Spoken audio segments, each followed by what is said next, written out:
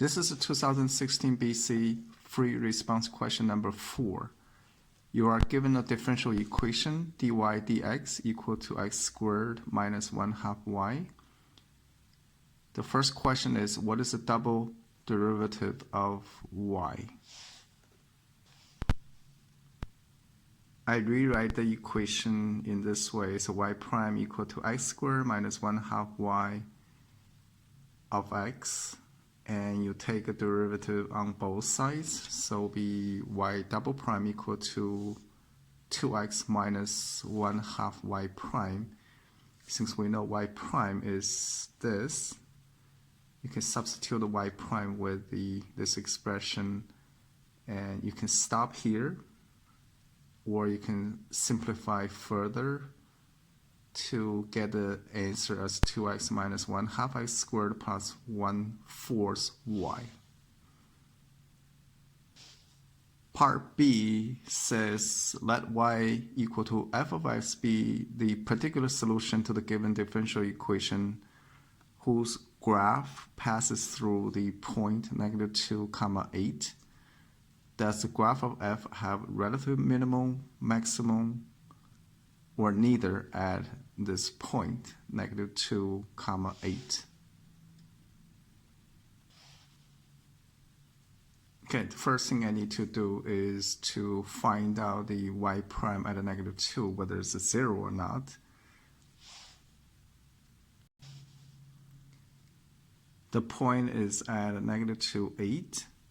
So y prime at a -2, you substitute x with a -2 here and the y with 8. You get the y prime equal to 0. Now the second thing you need to do is find out the second derivative of the y at a -2. And since I'm using the what we got from a, so x is -2, and y is 8. And I simplify this expression, I get the y double prime equal to -4, which is less than 0. And since the second derivative is less than 0, the curve looks like concave down like that. And this is the first derivative. So the graph has a relative maximum at a point -2 and 8. Part C, let y equal to g of x. Now they're switching the y many times now, from f of x to g of x. Be the particular solution to the differential equation and g of -1 equal to 2. Find the limits for this expression. Show your work to lead to your answer. First, I rewrite the solutions in terms of g. So g prime equal to x squared minus 1/2 g of x. This is a given. Now, from part A, I get the expression for g double prime, and this is given, g of -1 equal to 2, and g prime at a -1. You can plug into this to you get a 0. G double prime at x equal to -1.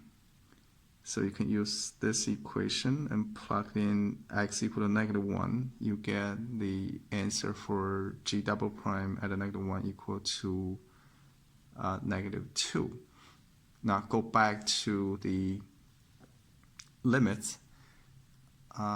I'll just plug in the -1 first. So g of -1, we know it's a 2. So 2 minus 2 is a 0. And x is equal to -1. So -1 plus 1 equal to 0. So you have the type of 0 over 0 limits.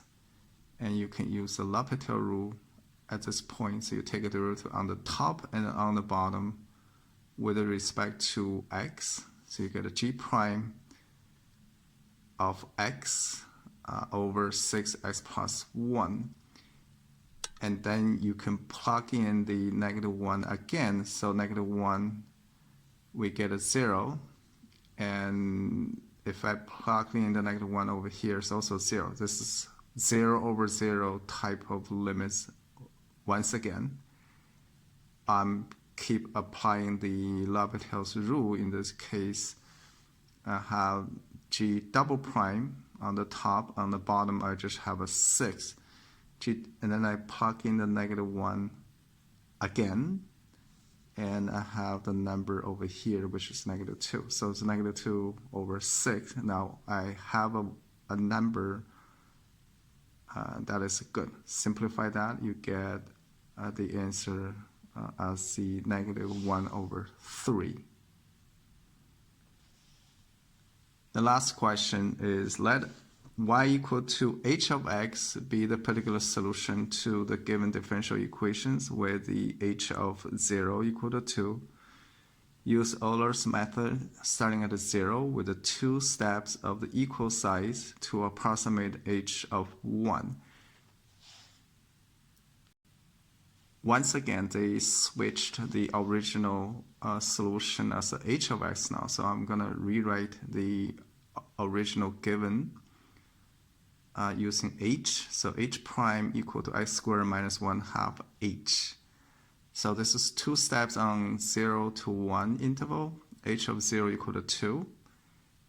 And I'll just try to get the derivative first. So h prime at 0, I'm just plugging the 0 over x is over here. So I get a -1.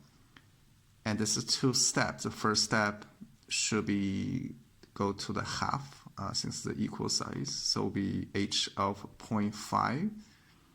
By using Euler's method, it will be roughly equal to h of 0 plus h prime 0 of 0 times the interval length, so 0.5 minus 0. Since I know this, and I know this, so I plugged in, I got a 1.5. Now I'm moving on to the second step, which is h of 1. I'll just apply what I have at a 0.5. So it will be equal to h of 0.5 plus h prime at a 0.5 times 1 minus 0.5.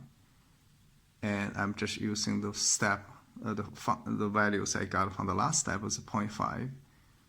H prime at a 0.5